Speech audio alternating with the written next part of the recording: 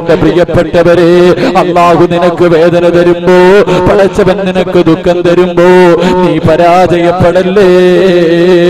ഒരു ദിവസം ഞങ്ങൾ ഒരു വെള്ളിയാഴ്ച ദിവസം മരിച്ച വീട്ടിലേക്ക് കടന്നു ചെന്നപ്പോ രണ്ടുപേരും പള്ളിയിൽ പോകാത്തൊരു ദിവസമായിരുന്നു. രണ്ടുപേരും അന്ന് ജമാഅത്തിൽ പള്ളിയിലില്ല. ഞങ്ങളൊരു മരിച്ച വീട്ടിലേക്ക് പോയി. വീട്ടിലേക്ക് കടന്നു ചെന്നപ്പോ ആ ചെറുപ്പക്കാരന്റെ ഭാര്യ മരണപ്പെട്ടു പോയി. ആ ചെറുപ്പക്കാരനെ ഇങ്ങനെ സമാധാനിപ്പിക്കുമ്പോ ആ ചെറുപ്പക്കാരൻ പറഞ്ഞു, ഉസ്താദേ, എനിക്ക് ഇതുപോലെ 2 മക്കളെ പെറ്റു തന്നിട്ടാണല്ലോ എന്റെ ഭാര്യ മരണപ്പെട്ടത്. എന്റെ പ്രിയപ്പെട്ടവരെ, വല്ലാത്ത അത്ഭുതം തോന്നി. എന്തേന്ന് ചോദിച്ചപ്പോ 2 ആമക്കൾ, 13 വയസ്സുള്ള ഇർഫാനും 9.5 വയസ്സുള്ള സുഫിയാൻ എന്ന് പറയുന്ന 2 മക്കൾ. അതിലെ മൂത്തവൻ ഹാഫിള, രണ്ടാമത്തവന് 10 ജുസു കാണാതെ പഠിച്ചിട്ടുണ്ട്. ഹാഫിള ഇങ്ങനെ പഠിക്കുന്ന ഒരു മോനും ഹാഫിളായ ഒരു മകനെയും പെറ്റു തന്നിട്ടാണല്ലോ എന്റെ ഭാര്യ മരണപ്പെട്ടത്. എനിക്കിതിൽ കൂടുതൽ എന്താ വേണ്ടത്? വീടിന്റെ ഉള്ളിലേക്ക് വെള്ളം എടുക്കാൻ വേണ്ടി കടന്നുപോയി. ആ സമയത്ത് ബാക്കവി അടുത്ത് നിന്ന ചെറുപ്പക്കാരനോട് ചോദിച്ചു, എന്തേ ഇങ്ങനെ പറഞ്ഞത്? ആ അവസരത്തിൽ പറഞ്ഞു, ഉസ്താദേ, ഈ സഹോദരിയുടെ മയ്യത്ത് പള്ളിയിൽ കൊണ്ടുപോയി നിസ്കരിക്കാൻ വെച്ചപ്പോ ഈ ഹാഫിളായ മകൻ കടന്നു വന്നിട്ട് ഉസ്താദിന്റെ കൈ പിടിച്ചിട്ട് പറഞ്ഞു, അത്രേ, ഉമ്മയുടെ മയ്യത്ത് ഞാൻ നിസ്കരിക്കും. എന്റെ ഉമ്മ എന്നോട് ഒരേ ഒരു കാര്യം മാത്രമേ ചോദിച്ചിട്ടുള്ളൂ. എന്റെ ഉമ്മ എന്നോട് ഒരേ ഒരു ആഗ്രഹം മാത്രമേ പറഞ്ഞിട്ടുള്ളൂ, ഹാഫിള് മയ്യത്ത് നിസ്കരിക്കണം. അതുകൊണ്ട് ഞാൻ നിസ്കരിക്കുമെന്ന് പറഞ്ഞു മയ്യത്ത് നിസ്കരിച്ചിട്ട് ആ മയ്യത്തിന്റെ മുന്നിൽ നിന്ന് കരഞ്ഞ് ദുആ ചെയ്ത് ആ മയ്യത്തിന്റെ മുന്നിലേക്ക് തളർന്നു വീണു. ഉമ്മാന്റെ മയ്യത്ത് ആറടി മണ്ണിലേക്ക് വെക്കാൻ വെളിയിലേക്ക് എടുക്കുമ്പോ തന്റെ മൂത്ത മകനെ ഹോസ്പിറ്റലിലേക്ക് ജനങ്ങൾ എടുത്തുകൊണ്ട് ഓടുകയാണ്. എന്റെ പ്രിയപ്പെട്ടവരെ, അവസാനം ആ ചെറുപ്പക്കാരൻ നിറകണ്ണുകളോടെ ഞങ്ങളോട് ചോദിച്ചു, ഉസ്താദേ, അല്ലാഹു എനിക്ക് പുറത്തു തരുവോ? ബാക്കവി ചോദിച്ചു, എന്തേ അങ്ങനെ പറഞ്ഞതെന്ന് ചോദിച്ചപ്പോ ആ ചെറുപ്പക്കാരൻ പറയുന്നു, ഉസ്താദേ, എന്റെ പ്രിയപ്പെട്ട ഭാര്യ ഖുർആൻ പഠിപ്പിക്കുന്നതിന്റെ മഹത്വം എവിടെ നിന്നോ പ്രസംഗിക്കുന്നത് കേട്ടിട്ട് വീട്ടിൽ വന്ന് എന്നോട് പറഞ്ഞു, നമ്മുടെ പൊന്നുമോനെ ഹാഫിളാക്കണം, നമ്മുടെ പൊന്നുമകനെ ഹാഫിളാക്കണം. മകനോട് ഒരുപാട് സ്നേഹമുള്ള ഞാനതിന് അനുവാദം കൊടുത്തില്ല. അവസാനം എന്റെ പ്രിയപ്പെട്ടവരെ, വീട്ടിൽ എന്നും വഴക്കാണ് മകനെ പഠിക്കാൻ വിടാൻ പറഞ്ഞുകൊണ്ട്. എന്റെ ഭാര്യ ഒരുപാട് പ്രാവശ്യം പറഞ്ഞിട്ടും ഞാൻ കേട്ടില്ല. അവസാനം തമിഴ്നാട്ടിലേക്ക് ഞാൻ ജോലിക്ക് വേണ്ടി പോയപ്പോൾ എന്റെ പ്രിയപ്പെട്ട ഭാര്യ എന്റെ അനുവാദമില്ലാതെ എന്റെ പൊന്നുമകനെ കൊണ്ടുപോയി ഖുർആൻ പഠിക്കാൻ വിട്ടു.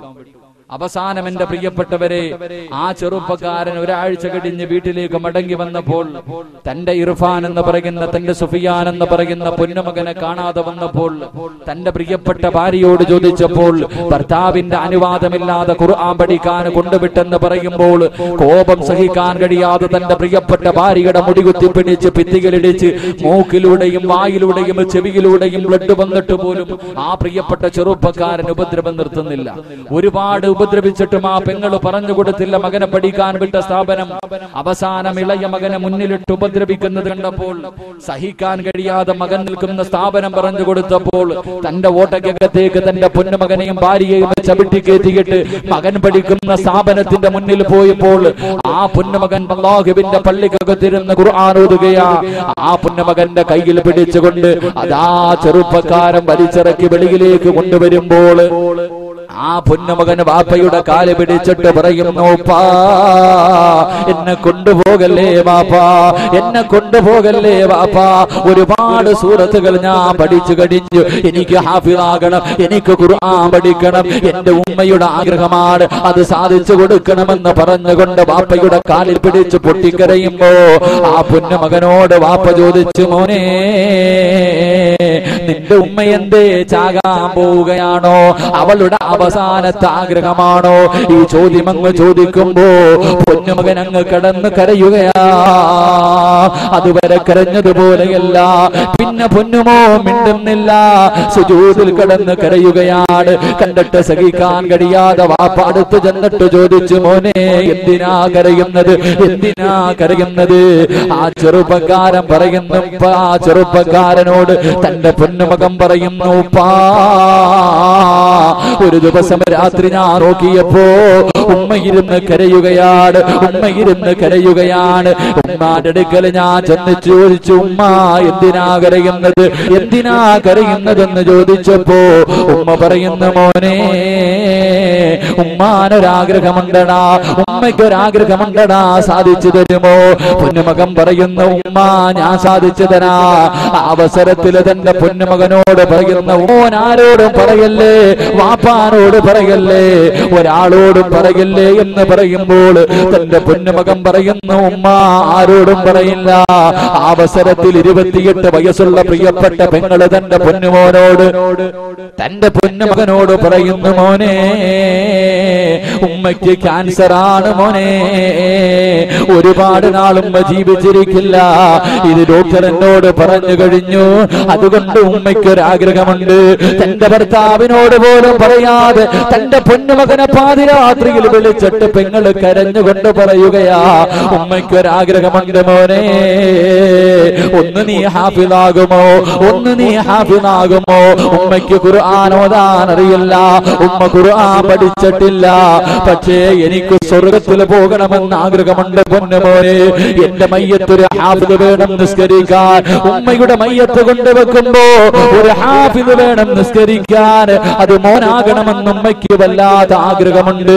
കാരണം എന്തെന്നറിയുമോ? തന്റെ പ്രിയപ്പെട്ട പൊന്നുമോനെ പഠിക്കാൻ വിടുകയാണ്. അന്നാണ് ഭർത്താവ് പറയുന്നത്, പൊന്നുമകത്തിന്റെ ഭാര്യയ്ക്ക് ക്യാൻസർ ആണെന്ന്.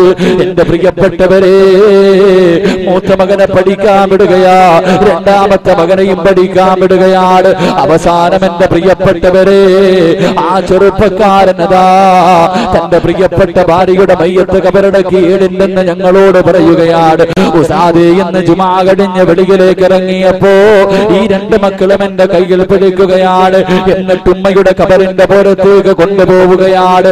കബറിന്റെ പുറത്തേക്ക് കടന്നു ചെന്നിട്ട് 7 ദിവസം കൊണ്ട് മൂത്ത മകൻ 5 ഖത്ത് ബോധി തീർത്തിരിക്കുകയാ. 7 ദിവസം കൊണ്ട് 5 ഖത്ത് ബോധി തീർത്തിരിക്കുകയാ. രണ്ടാമത്തെ മകൻ 7 ദിവസം കൊണ്ട് 1 ഖത്തമാണ് തീർത്തിരിക്കുന്നത്. ഉമ്മയുടെ കബറിന്റെ തലഭാഗത്ത് നിന്നിട്ട് 6 ഖത്തമതാ ഉമ്മയുടെ കബറിലേക്ക് കൊടുക്കുമ്പോ, ഉസ്താദേ എനിക്കുമങ്ങ് മരിക്കാൻ തോന്നുകയാ, എന്റെ മക്കൾ ഇതുപോലെ ദുആ ചെയ്യുമല്ലോ എന്ന് പൊട്ടിക്കരഞ്ഞുകൊണ്ട് പറയുകയാണ്. അവസാനം ആ വീട്ടിൽ നിന്ന് വെളിയിലേക്ക് ഇറങ്ങി വാഹനത്തിലേക്ക് കിടക്കാൻ പോകുമ്പോ 9.5 വയസ്സുള്ള ഇർഫാൻ എന്ന പൊന്നുമകൻ പറയുന്നു, ഉസ്താദ് എല്ലാ സ്റ്റേജിലും ദുആ ചെയ്യണേ, എല്ലാ സ്റ്റേജിലും ദുആ ചെയ്യണേ. അവനോട് തമാശ എന്ന രീതിയിൽ ഞാൻ ചോദിച്ചു, മോനെ എന്താണ് ദുആ ചെയ്യേണ്ടത്, എന്താണ് ദുആ ചെയ്യേണ്ടത്? അവസരത്തിൽ ആ പൊന്നുമകൻ പറഞ്ഞ വാക്ക് പറഞ്ഞുകൊണ്ട് എന്റെ പ്രഭാഷണം അവസാനിപ്പിക്കുകയാ. ആ പൊന്നുമകൻ പറയുന്നു, ഉസ്താദ് എന്റെ ഉമ്മയുടെ മയ്യത്ത് നിസ്കരിച്ചത് ജ്യേഷ്ഠനാണ്, എന്റെ ഉമ്മയുടെ മയ്യത്ത് നിസ്കരിച്ചത് ഇക്കയാണ്, എന്റെ വാപ്പയുടെ മയ്യത്ത് നിസ്കരിക്കാൻ പള്ളിക്കകത്ത് വെക്കുമ്പോ ഒരു ഹാഫിളായി എനിക്ക് നിസ്കരിക്കണമെന്ന് ആഗ്രഹമുണ്ട്. ഉസ്താദ് ഞാനൊന്ന് ഹാഫിളാകാൻ ദുആ ചെയ്യണേ എന്ന് പൊട്ടിക്കരഞ്ഞുകൊണ്ട് 9.5 വയസ്സുള്ള ഒരു പൊന്നുമകൻ പറയുമ്പോൾ മനസ്സിന്റെ ഉള്ളിൽ ചിന്തിച്ചു പോയി, അല്ലാ ഇതുപോലെ ഒരു മകനെ നീ എനിക്ക് നൽകണേ അല്ലാ, ഇതുപോലെ ഒരു മകനെ നിനക്ക് നൽകണേ അല്ലാ. എന്റെ പ്രിയപ്പെട്ടവരെ, ഞാൻ മരണപ്പെട്ടു പോയാൽ എന്റെ പ്രിയപ്പെട്ട ഭാര്യ ചെറുപ്പക്കാരിയാണ്, അവൾ കരയുന്നതിലൊരു പരിധിയുണ്ട്. അവൾ കരയുന്നത് എനിക്കിനി ആരുണ്ട്, എനിക്കിനി ആരുണ്ടെന്നാ കരയുന്നത്. എന്റെ പ്രിയപ്പെട്ട കൂടപ്പിറപ്പുകൾ കരയുന്നതിനൊരു പരിധിയുണ്ട്, എന്റെ ഉമ്മ കരയുന്നതിനൊരു പരിധിയുണ്ട്.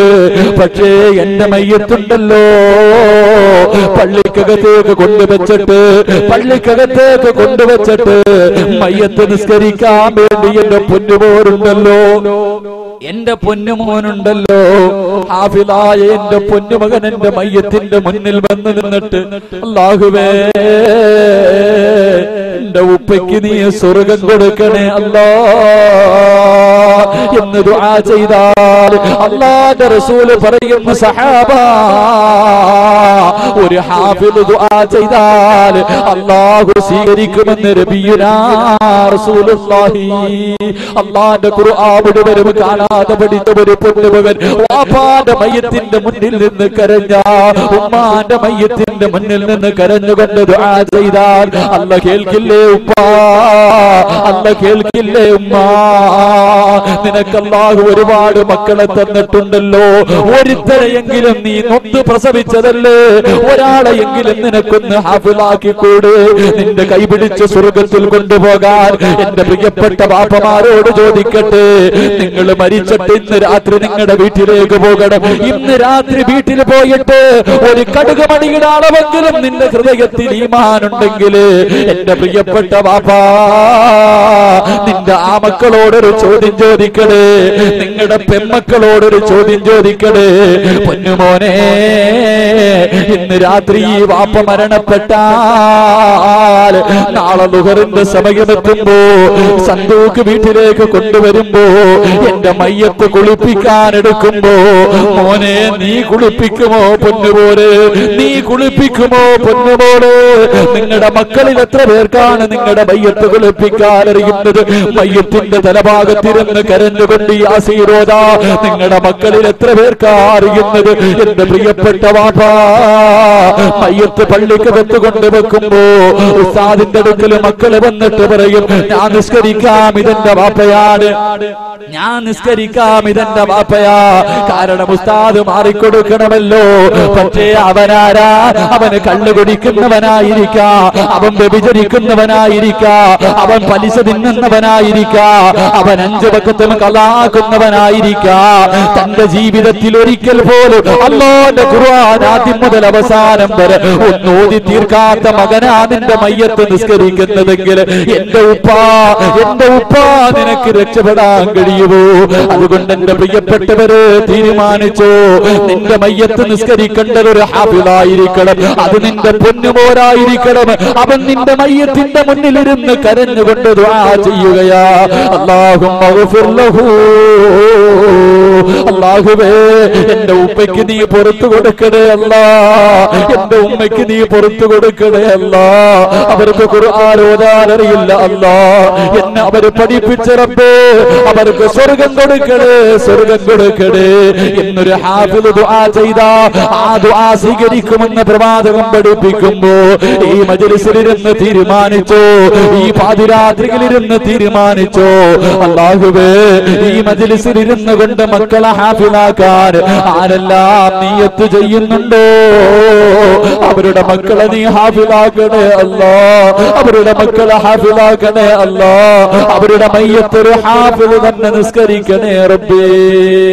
അല്ലാഹു കബൂലാക്കുമാറാകട്ടെ.